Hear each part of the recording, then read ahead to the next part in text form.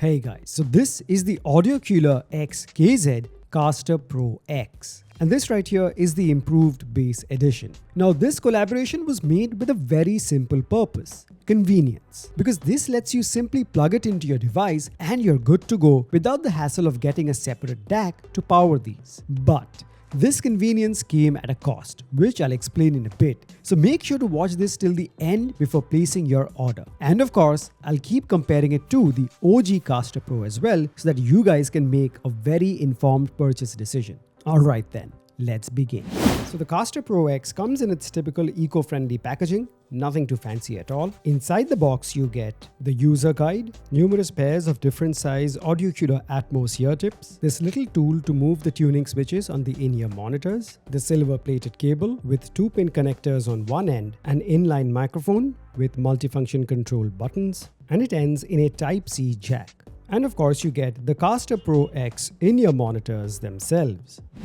Okay, let's talk specs. So these are identical to the OG Castor Pro. So two dynamic drivers of 10mm each in each of these monitors, and they have an impedance of around 16 to 22 ohms depending on the position of the tuning switches. The one and only difference is that this has a chip built into the Type-C plug, specifically the KT0211L chipset that acts as a DAC, amp, DSP, basically an all-in-one solution, making it ideal for those who don't want the hassle of getting a separate DAC. And of course, both the monitors have 4 tuning switches on them, as it was with the OG Castor Pro, and these affect the high, mid, and bass frequencies. Alright, let's talk about the build. Now I have the Castor Pro, the OG one, and the Castor Pro X, the new one. Can you guess which one is which? I don't think so, because these are identical in every sense. It's got the same metal faceplate, very nice to the touch, very smooth. It's got the huge vents on the faceplate, and on the other side, as you can see, it's got the same transparent resin as we did. There is no way for you to really understand which is which. And on the back, both of these in-ear monitors have their tuning switches, so still you can't make out which is which. However, the new collab, the Castor Pro X, now has the Audiocular logo etched on it, and it's got the KZ logo on the other monitor, whereas the OG Castor Pro had no such logo etched on it. So that is the main differentiator. That is all. Everything else is identical. Okay. First thing, and very important, what every one of you should know is that the Castor Pro, the OG one, and the Castor Pro X, these are one and the same. Absolutely identical. No differences at all. Nothing, whether the specs, the drivers, the tuning, these are the one and the same. The main difference is that the OG came with a 3.5mm plug, and the Castor Pro X comes with a Type-C plug that has a chip built in. So with the OG, I would always suggest that you do pair this with a portable DAC to get the most out of it, and thousands have benefited from that. With the Castor Pro X, this is for those who want to avoid the hassle of getting a separate portable DAC and want a plug and play solution. So this is that. So when I started my testing, I connected the cable and plugged in the Type-C plug to my Xiaomi 13 Ultra, an Android phone, and I was disappointed. The volume, even after being maxed out, was very low or substantially low compared to what I'm used to with my other in-ear monitors when using a separate DAC.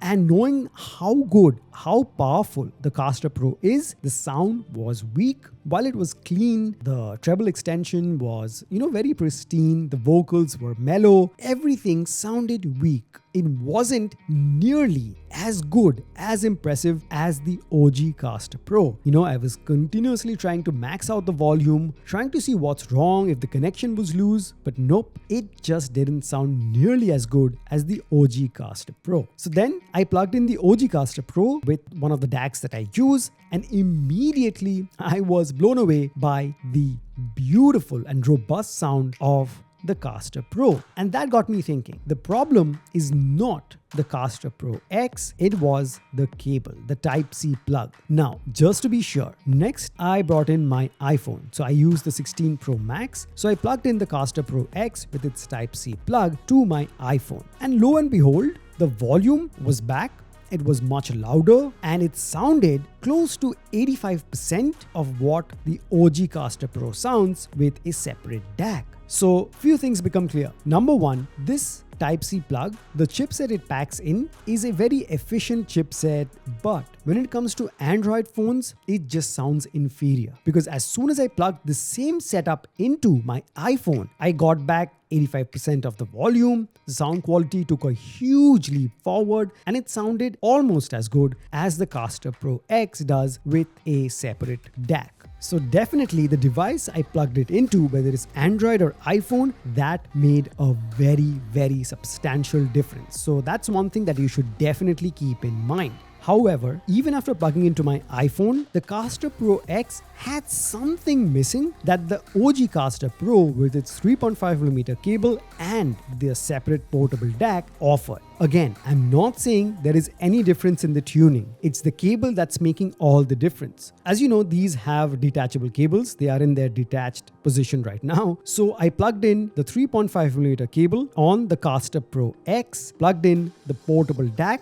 and then I plugged it into my Android phone, listened to it, then my iPhone, and listened to it. And it was back to its original glory. Okay, it sounded identical to the OG Castor Pro. As robust, very good bass, that deep, thick, meaty bass, the sub-low rumble, the mellow vocals, the airy highs, everything was back to what I'm used to. So this makes one thing very clear. Tuning is identical, no problems at all. The difference is with the Type-C plug. Now, what do I suggest? Ideal case is you go for the Castor Pro, the OG one with its 3.5mm jack, and pair it with a separate DAC that I keep suggesting. And in any scenario, you just buy it one time and you use it with all your future in your monitors. So that is like the obvious thing to do. Now, if you are one who doesn't like the hassle, or you don't want to invest in a separate DAC, or you don't have the budget for that, for you, the Castor Pro X is an obvious solution. Now, the caveats here is that if you pair it with your Android phone, like I said, at least in my experience, the volume, the overall sound quality took a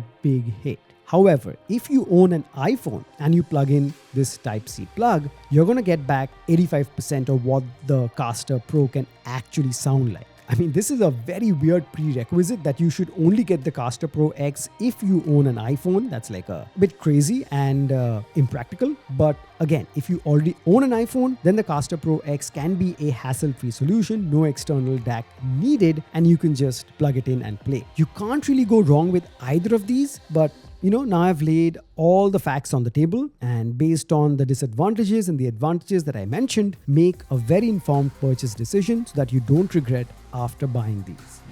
So there you have it, guys. That was my review of the Castor Pro X, the collab between Audiocular and KZ, to give you a hassle-free experience of getting the sound quality of the Castor while now coming with a Type-C plug. Either way, the links to both of these guys will be placed in the description below, along with the upgrade cables and the DACs that I personally use. Please make sure to check them out and use those links to make your purchase, because that will help me run this channel and I can produce more such high quality and helpful content just for you guys. So make sure to smash the like button, subscribe if you haven't already, share this video, leave a comment, and I'll catch you guys very soon in the next one.